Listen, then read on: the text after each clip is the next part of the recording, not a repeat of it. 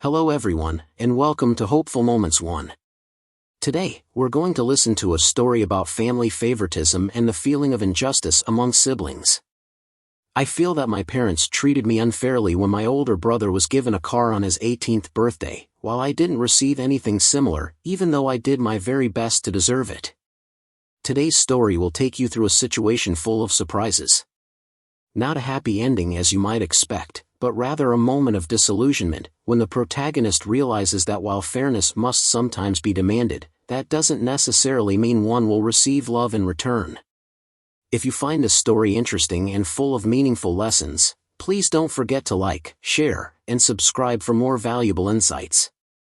I was angry with my parents when they bought a car for my older brother on his 18th birthday but didn't buy one for me, and then stirred up the whole family until they finally relented and purchased one. I understand that the title might make me seem like a selfish, even spoiled, kid. But please, listen to my explanation before you rush to judge. I'm not the type of person who makes unreasonable demands or feels envy without cause. In fact, I always try to accept everything fairly and reasonably. However, in this case, I just couldn't help but feel that it was unfair. My older brother is 20 years old this year. When he turned 18, our parents gave him a car. It wasn't a shiny new or expensive car, but it was still an incredibly valuable gift, a 20-year-old Lexus that still runs very well. That car not only made it easier for him to get around but also marked an important milestone, a recognition of his stepping into adulthood. I still vividly remember the moment he received the car. The whole family gathered together, celebrating and joyfully sharing in his happiness. Our parents had carefully prepared everything, from the paperwork and the insurance for the first 6 months to the heartfelt wishes for him. I wasn't envious at that time, I was truly happy for my brother. I thought that someday, when I turned 18, I too would have the chance to receive something similar, or recognition that I was growing up, that I was trying hard, and that I was as deserving as he was. But when that day came, everything did not turn out as I had hoped. What upset me wasn't just that he had a car, it was the way he flaunted it. Almost throughout the rest of our senior year, he incessantly boasted about that gift right in front of me. Every time he drove around with his friends, or even just parked in front of the house, I felt as if he was trying to prove that he had something I didn't. Perhaps it was just my perception, maybe he didn't mean it, but the way he casually mentioned the car, boasted about trips that I couldn't join, or sometimes offhandedly remarked, "Having a car is so convenient, you can go anywhere easily," all of that made me feel deeply hurt. I'm not the type of person to be envious, and I truly believe that if I worked hard, I too would have the chance to receive something similar. I told myself that as long as I studied diligently, achieved high grades, and proved that I was worthy, then on my 18th birthday I would be treated fairly, just like him. But things did not turn out as I had hoped. Compared to my older brother, my academic performance is absolutely on par, and in some subjects, I even scored higher than him. I've never been negligent about my studies, I always worked hard to complete my assignments, participated fully in review sessions, and set the goal of achieving the best possible results in every exam. I didn't study just for the sake of grades, I genuinely wanted to prove myself, to show my parents that I was capable and deserved recognition just like he once did. Every time my brother received praise from our parents for his academic achievements, I told myself that if I worked just as hard, I too would receive fair treatment. I wasn't expecting anything extravagant, just a recognition of my efforts. But it seemed that no matter how well I did, nothing changed. I still remained the second child, always placed behind my older brother. But I didn't stop at just studying. I always believed that to prove myself, I needed to do more. Good academic performance is one thing, but I wanted to contribute to the community, to do something meaningful beyond the numbers on my report card. So, I proactively participated in volunteer activities, even though no one forced or required me to do so. After school, while my friends might be out having fun somewhere, I would spend my time walking along the streets of my neighborhood, picking up every discarded bottle cap, scrap of paper, or plastic bag left behind. On those sweltering days, with sweat pouring down my forehead and my shirt soaking wet, I continued the work without a complaint. Every time I saw the street looking cleaner after I had tidied it up, I felt a small sense of pride. Even if no one recognized or praised me, I knew that at least I had contributed to keeping our environment beautiful. Even though the work was monotonous and tiring, I persevered. I believed that these actions, however small, had meaning. I had hoped that my parents would notice my efforts, that I wasn't just a good student but also a responsible member of the community. But it turned out that everything I did still wasn't enough. I didn't do those things to show off or to expect a grand reward. I didn't need anyone's praise or overly effusive compliments. I only hoped that my efforts would be recognized fairly. I don't think that wanting fair treatment is too much to ask for. My older brother did receive that recognition. My parents were proud of him, and they gave him a special gift to acknowledge all his efforts. I worked my hardest, not only in my studies but also in doing good for the community. I did everything I could to prove myself. But in the end, when my 18th birthday passed without anything special, I suddenly realized that perhaps everything I did just wasn't important enough in my parents' eyes. I'm not envious of my older brother, but the feeling of being forgotten and disregarded truly breaks my heart. Then, my 18th birthday arrived just a few weeks ago. It was supposed to be an important milestone in my life, a day marking my transformation from a boy into a true adult. I had envisioned this day many times in my mind, not because I expected a lavish party or expensive gifts, but because I hoped it would be the moment when all my efforts were recognized. And the one thing I longed for on that day, the one thing I truly craved, was a car. I didn't need a shiny new car or a flashy sports car like those in commercials. I just wanted a reliable means of transportation, a car that was sturdy and dependable enough so I wouldn't have to rely on others. Just like the car my brother had when he turned 18. I convinced myself that if my parents could do that for him, they would do the same for me.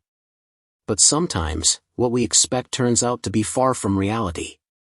From the very first moments of the party, I could clearly feel that everything was not as I had hoped, and the discrepancy became even more obvious when I compared it to my brother's birthday celebration 2 years ago. When he turned 18, my mother spent the entire day cooking and carefully preparing a very special cake all by herself. It wasn't an ordinary cake, but a multi-layered chocolate pudding cake, with each soft layer harmoniously blended with fragrant, luscious icing and decorated with exquisite detail. That cake not only carried the sweet flavor of chocolate but also embodied the love, dedication, and pride of my mother. Every time someone looked at that cake, its mere appearance was enough to make everyone crave a taste, as if they could feel the soul and heart of the person who made it. It was that very dedication that created a warm, emotionally rich, and joyous birthday celebration, a moment I had always dreamed of experiencing, but which turned out to be completely different from what I was about to receive. And what about me? While my brother enjoyed the joy of a cake made by our mother with all her heart, I only got a simple cake bought from the supermarket. It was a cake that lacked any refinement or distinctive flavor, just a convenient product hastily grabbed from the freezer aisle. The icing on that cake was pale and didn't emit any of the rich aroma of melting chocolate, nor did it bear the mark of the skilled, heartfelt touch of a mother. Every time I looked at that cake, I could feel the stark difference. On one side, there was a gift filled with love and meticulous care. On the other, there was only a lack of emotion and warmth, a mere product of convenience and chance. That feeling made my heart ache, as if I were living in a world where everything was constantly compared and judged, and where I was always looked down upon, as someone defined by cheap, superficial things that lack true value. But even that pales in comparison to the atmosphere of the party. My brother's birthday was truly an extravaganza. The house was bathed in dazzling lights and lively music, as a private DJ energized the space with captivating tunes that made everyone jump and dance without hesitation. The vibrant music mingled with boisterous laughter and chatter, creating an atmosphere filled with joy and excitement, a setting where everyone felt as if they were truly part of a grand celebration. In contrast, my birthday was entirely different. There were no dazzling lights or energetic beats from a DJ. Instead, I only had my father's old radio. The sound coming from that radio was faint, playing through self-recorded CDs that were half-scratched, old songs that barely had the power to light up the room. There was no modern music, no captivating melodies, only dull sounds emanated from the crackling speaker, making my party feel like a small, forgotten gathering rather than the momentous celebration of turning 18. That stark contrast left me feeling utterly silent and empty. While my brother was welcomed with fanfare, surrounded by joy and laughter, my birthday was immersed in silence, as if I were merely dependent on insignificant things, lacking the grandeur one might expect at the cusp of adulthood. Throughout the entire party, I tried to hold on to hope, as if a tiny flame of unfulfilled dreams still burned within me. I told myself that perhaps my parents were planning a surprise, deliberately prolonging the wait in order to create a perfect moment for me at the last minute. Maybe they intended to wait until the room had quieted down after all the lively conversations, until every eye had settled, before unveiling that special moment of the celebration. In my mind, I painted a vivid picture of that moment, an image of everyone gathering closely in a tight circle, their eyes filled with curiosity and anticipation directed toward the entrance. I imagined my father, with a proud smile, stepping out from the living room holding a sparkling key, the key to the gift I had longed for. At the same time, I envisioned my mother appearing by his side, her eyes warm with a surge of pride, as if the very atmosphere around us was brimming with love and acknowledgement meant just for me. I even had my thank you words prepared in advance, imagining that I wouldn't be able to contain my joy as I dashed out to the parking lot where the long-awaited gift, the car I had always dreamed of owning, would be there in all its perfection. It all seemed to promise that my birthday would wipe away every feeling of neglect and injustice, transforming the day into a significant milestone of adulthood, a moment when all my efforts would finally be recognized and appreciated. But then, the party passed by like silent hours in the rain.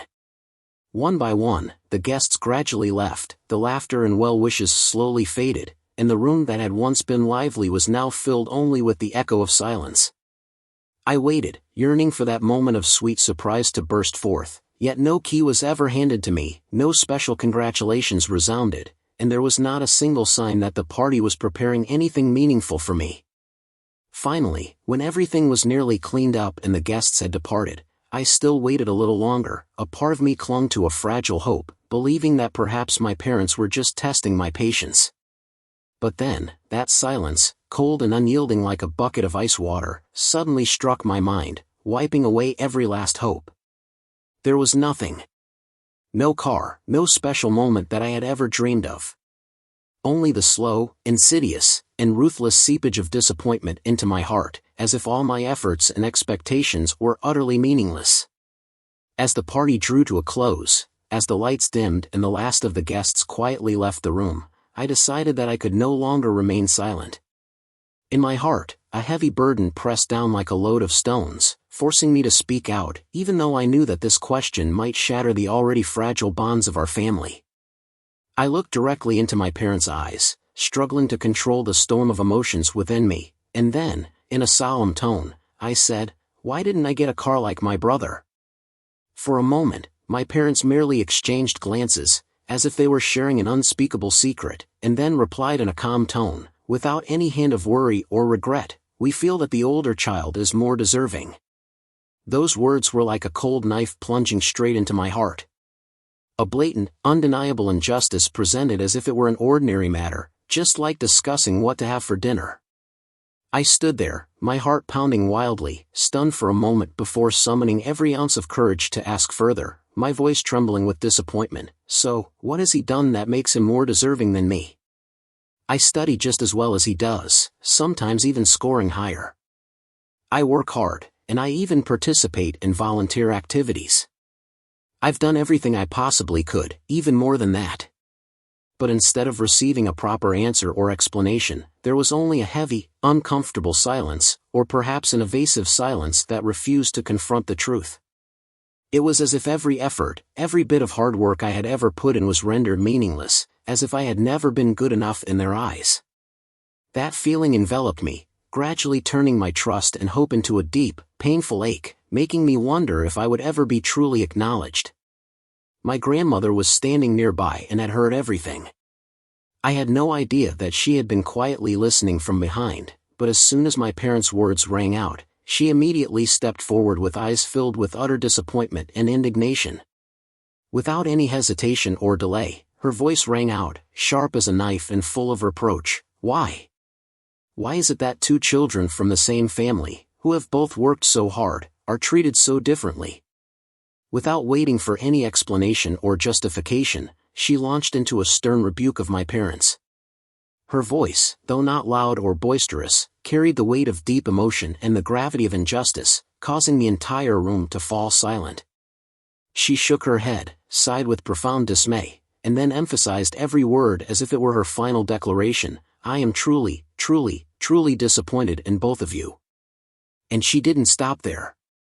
Stepping forward, she turned to everyone still at the party, her voice ringing out clear and resolute. "Look at this, our parents were willing to buy a car for the eldest child, even hiring a DJ to throw a proper birthday party for him. But what about the little one? Absolutely nothing. No car, no proper celebration. And what do these two children have in common? Nothing at all except the order in which they were born." Her words struck like thunderclaps in the already fractured atmosphere, leaving everyone silent. In that moment, the entire room seemed to share in the pain of injustice, the stark division based not on effort or talent, but solely on the order of birth. Her words were like an unexpected bomb dropped in the room, instantly making the atmosphere tense and heavy. Immediately, all eyes turned toward my parents, as if everyone was waiting for an explanation or justification. For the first few seconds, no one dared to speak. That silence only deepened the sense of confusion and tension. But then, like a wave, murmurs of dissent began to spread throughout the space. My uncle, unable to tolerate this blatant injustice, was the first to stand up. His voice, filled with indignation, resounded, "This is just not right." That statement was like a cry for help, a strong protest that only intensified the atmosphere. Then, one by one, other relatives began to speak up, expressing their agreement with my grandmother's criticism, creating an unstoppable wave of dissent. My parents were suddenly thrown into a state of confusion, no longer able to defend or justify themselves. They stood there, silent and helpless in the face of the surging torrent of accusations, as if every reason and explanation they had previously offered had vanished in that very moment. And what about me? I just stood there, witnessing everything unfold, feeling a mix of shock and overwhelming heartbreak from the injustice, yet also a slight relief that at last someone had spoken up on my behalf. Soon after, my uncle, who had remained silent throughout the entire party, suddenly stood up, completely breaking the blanket of silence. He folded his arms across his chest, his eyes blazing with fury, and his voice rang out with indignation. "This is truly not right. Why is there such blatant discrimination between the two brothers? If you can buy a car for the elder son, then why shouldn't the younger son be equally deserving?" My uncle's words only stoked the flame of injustice in my heart even more, making it clearer than ever that, despite my best efforts, in my parents' eyes, all my endeavors still seemed insufficient to be properly recognized. His words were like sparks that ignited a ripple of murmurs spreading throughout the room. Every word, every nod, carried an undeniable sense of discontent and outrage. One relative nodded in agreement, then others began to chime in, interspersing their comments with sighs and complaints, forming a chorus of dissatisfaction that made the atmosphere stifling with the harsh truth. In that moment, it seemed as though everyone could clearly see the naked favoritism, while my parents remained obstinate, silent like cold, unyielding walls, refusing to acknowledge any fault. Their stubbornness made the atmosphere even heavier, as if everyone around was sharing a common pain, a sense of being undervalued and judged by unfair standards. I stood there, quietly absorbing every sound, feeling wave after wave of emotions crash over me, a jumble of anger at the injustice, hurt from my parents' words, disappointment from shattered expectations, and yet a small measure of relief that someone had finally spoken up for me.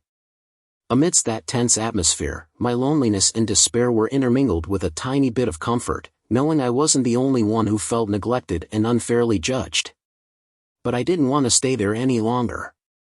I didn't want to listen to any more arguments or continue feeling like a child abandoned by my own family. So, I silently turned away and trudged back to my room, step by heavy step. As the door closed behind me, I sat down, sighed deeply, and allowed myself to be consumed by a torrent of lingering thoughts.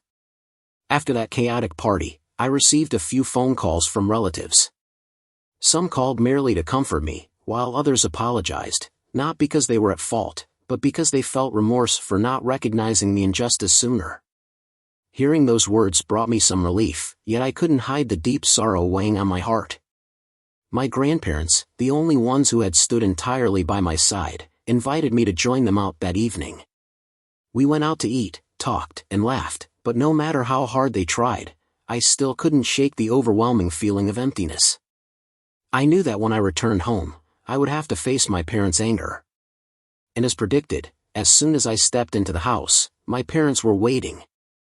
My mother crossed her arms over her chest, and my father glared at me, his voice full of reproach. "Do you know what you've done? You have shamed the entire family. We can't hold our heads up anymore." I looked at them but said nothing. I didn't have the strength to argue, nor did I want to defend myself any further. The disappointment inside me was too immense to waste any more words. So, I simply walked past them in silence, heading straight to my room, leaving behind the echoing reproaches. In the weeks that followed, the house was engulfed in a heavy silence. No one spoke to anyone, or if they did, it was only brief, cold exchanges. Family dinners, which once felt warm, became even more distant. I felt as if I were living with strangers, people who once were my parents but now could no longer understand me. However, a few days ago, something unexpected happened. My parents, who had virtually ignored me for several weeks, suddenly handed me an envelope. I opened it and found inside the keys and documents for a 1998 white Subaru Legacy. "Here, just use it," my father said, his tone cold and devoid of any enthusiasm. There was no formal gift presentation, no words of instruction or congratulations. They almost just tossed it into my hand, as if discarding a burden. The joy I should have felt upon receiving the car was quickly overshadowed by the bitterness in the way they handed it over. They also mentioned that they would pay for my insurance for the first 6 months, just as they had done for my brother. But instead of feeling fully grateful, I was overwhelmed by an indescribable, mixed feeling. I know that having a car isn't an inherent right but a privilege. Yet, seeing the reluctant way they did this, I couldn't help but feel as though I had forced them into buying a car for me. Even though I really like this Subaru, the way it came to me made the joy feel forced and hollow. I had longed to feel cherished, but instead, I only received a gift delivered with cold indifference. From these bitter experiences, I came to realize that fairness isn't just about material gifts, it's also about genuine respect, care, and heartfelt love within a family. Favoritism and injustice not only wound the soul but also sow the seeds of loneliness and disappointment, rendering each person's efforts meaningless.